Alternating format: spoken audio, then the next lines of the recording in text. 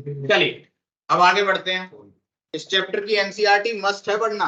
वैसे तो atomic structure पे मैं चिल्ला रहा हूँ, आशा करते हैं आप लोग पढ़ भी रहे होंगे, पर अगर नहीं पढ़ रहे हैं तो पढ़िए।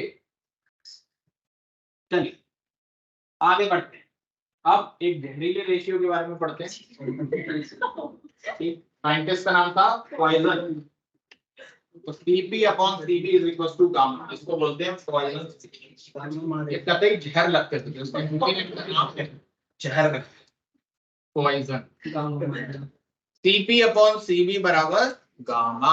अच्छा, इसमें कोई भी ऐसी कंडीशन नहीं है कि ये केवल आइडियल गैस के लिए या नॉन आइडियल गैस के लिए, पर जो हमने मेयर्स रिलेशनशिप पढ़ा था उसमें आइडियल गैस के लिए ही वैलिड। ठीक। अच्छा, यहां से Cv और Cp की हम लोग वैल्यू भी निकाल सकते हैं, तो ये भी आपको लर्न करनी है। एक याद कर लीजिए बस, Cv याद हो गया तो आपको पता है Cp माइनस Cv बराबर NR होता, तो ये आप निकाल लो।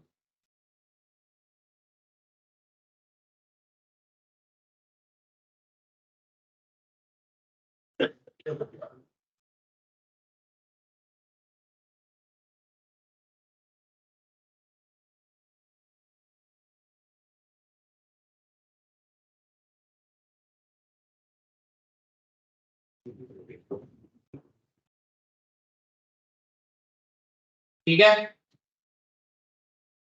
तो अब हम लोग मूव कर सकते हैं ए डायबिटिक कंडीशन।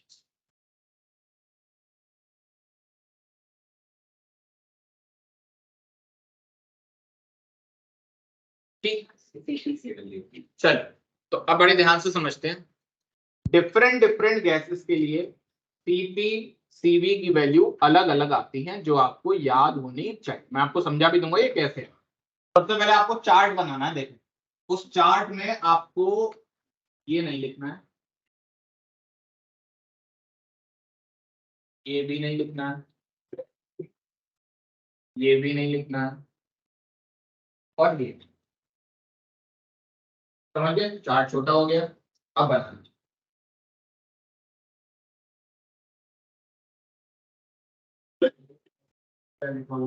कहां पर ये लिखा हुआ है,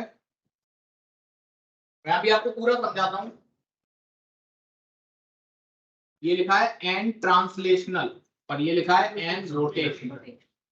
देखें, एक मॉलिक्यूल के अंदर कई सारे टाइप के वाइब्रेशन होते हैं, जैसे ट्रांसलेशनल वाइब्रेशन। ट्रांसलेशनल का मतलब क्या है, कोई एक मॉलिक्यूल एक्स एक्सिस में जा सकता है, वाई में जा सकता है और जेड में जा सकता है। तो हमेशा ट्रांसलेशनल कितने होंगे, तीन, एक्स वाई और जेड। ठीक। अब टोटल एक शब्द होता है degree of freedom. Degree of freedom कि मॉलिक्यूल को कितनी फ्रीडम मिली हुई है अलग अलग वाइब्रेशन करने। तो उसका फॉर्मूला होता है 3 × n। 3 × n, इसको समझ लीजिए फिर लिख लेना। n क्या है, n है number of atom, number of atoms. इसका मतलब क्या है, इसका मतलब है जैसे सपोज मैं आपसे कहूं हीलियम, हीलियम के लिए डिग्री ऑफ फ्रीडम बताइए, तो आप कहेंगे केवल 3 कि एटम कितना है 3। लेकिन अगर मैं बोलूं H2 के लिए बताइए तो आप कहेंगे 6। अगर मैं बोलूं O3 के लिए बताइए तो 9, राइट। अगर मैं आपसे कहूं C3O2 के लिए बताइए तो 15, राइट, क्योंकि 5 है। अब 3 तो हमेशा क्या होंगे, ट्रांसलेशनल। तो इसका मतलब हीलियम के अंदर केवल कौन से हैं, ट्रांसलेशनल मोशन चल रहा है, राइट। लेकिन जैसे ही मोनो एटॉमिक गैस से गैस आगे बढ़ी, डाई एटॉमिक के पास आई, तो अब डाई एटॉमिक में क्या हो सकता है, ट्रांसलेशनल हो सकती है, यानी कि एक्स में जाएगा, वाई में जाएगा और जेड में जाएगा। अब ऐसा समझो ये एक H2 मॉलिक्यूल है, राइट। अगर ये H2 मॉलिक्यूल है तो इसका ये एक H एटम है और एक ये H एटम, राइट। अब देखें, ट्रांसलेशनल तो हो गया, ये एक्स में जा सकता है, ये वाई में जा सकता है और ये जेड में जा सकता है। अब इसका रोटेशन देखिए, रोटेशन एक तो ये ऐसा कर सकता है, दिख रहा है, एक ये इस तरीके से कर सकता है, 2 रोटेशन दिख गए, और तीसरा ये ऐसा कर सकता है, सही है। लेकिन जो तीसरा वाला रोटेशन होगा, क्या इसमें एटम की पोजीशन चेंज हो रही है, नहीं, तो इसको हम काउंट नहीं करेंगे। हम किस किस को काउंट करेंगे, केवल एक ये और एक ये वाला, तो इसलिए रोटेशन कितने हैं? 2। तो H2 के अंदर देखिए डाई एटॉमिक अगर गैस है तो ट्रांसलेशनल आया 3, रोटेशनल आए 2, और जो बचा वो क्या होगा? ठीक है। ट्राई एटॉमिक गैस के पास चलता हूं। तो ट्राई एटॉमिक में मैं सबसे पहले लेता हूं CO2। अब CO2 कैसी है? लीनियर। तो CO2 का स्ट्रक्चर भी कैसा होगा? जैसे H2 का, बीच में C, एक ये O और एक ये। तो ट्रांसलेशनल तो कितने हो गए? 3। रोटेशनल की अगर मैं बात करूं तो एक ऐसे और एक ऐसे नहीं काउंट करूंगा। क्यों? क्योंकि यहां ना तो कार्बन चेंज कर रहा है ना ही ऑक्सीजन चेंज कर रहा है। यानी कि अगर ट्राई एटॉमिक में लीनियर गैस है तो ट्रांसलेशनल तो अभी भी कितने होंगे? 3, और रोटेशनल कितने होंगे? 2, और टोटल कितने होने थे? 9। तो वाइब्रेशनल कितने हो जाएंगे? 4। ठीक है। लेकिन अगर मेरी गैस हुई नॉन लीनियर जैसे SO2, ये भी तो ट्राई एटॉमिक है। अब इसका मॉलिक्यूलर स्ट्रक्चर कैसा होगा? देखिए सल्फर यहाँ होगा, ऑक्सीजन इधर होंगे और ऊपर क्या होगा? तो अब जब आप ऐसा घुमा रहे थे, अगर आपने SO2 को घुमाया तो सल्फर की पोजीशन चेंज नहीं होगी, लेकिन ऑक्सीजन कहां पहुंच जाएंगे? ऊपर। तो अब की बार 3 डायरेक्शन में रोटेशन पॉसिबल है। तो जो नॉन लीनियर गैस होगी ट्राई एटॉमिक की, उसकी रोटेशनल डिग्री ऑफ फ्रीडम कितनी हो जाएगी? 3। और अब वाइब्रेशनल कितने हो जाएंगे?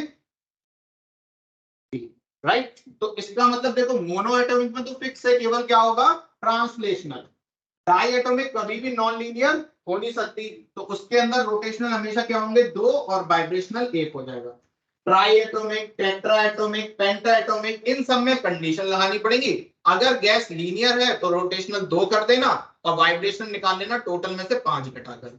और अगर गैस नॉन लीनियर है तो रोटेशनल कर देना 3, टोटल हो गए 6, वाइब्रेशनल टोटल में से 6। क्लियर हो गई बात? जैसे अगर मैं बात करूं C3O2 की, तो C3O2 आप सब लोगों ने पी ब्लॉक में पढ़ा होगा। ये एक पेंटा एटॉमिक लीनियर मॉलिक्यूल होता है जिसका नाम होता है कार्बन सब ऑक्साइड। कार्बन सब ऑक्साइड। तो इसमें ट्रांसलेशनल हो जाएंगे 3, रोटेशनल हो जाएंगे 2, और वाइब्रेशनल हो जाएंगे 10। ठीक है। तो पहले इतना लिख, ये सब जो बातें बताई पहले इतना लिख लीजिए। टेबल को छोड़ दो, नीचे पहले इतनी बातें लिख लो जल्दी से, फिर टेबल में और बातें बताऊंगा मैं आपको। तो अभी तक हम लोगों ने बस ये सेक्शन कंप्लीट कर लिया कि ये कैसे है, यानी कि डिग्री ऑफ फ्रीडम समझ गए हम लोग।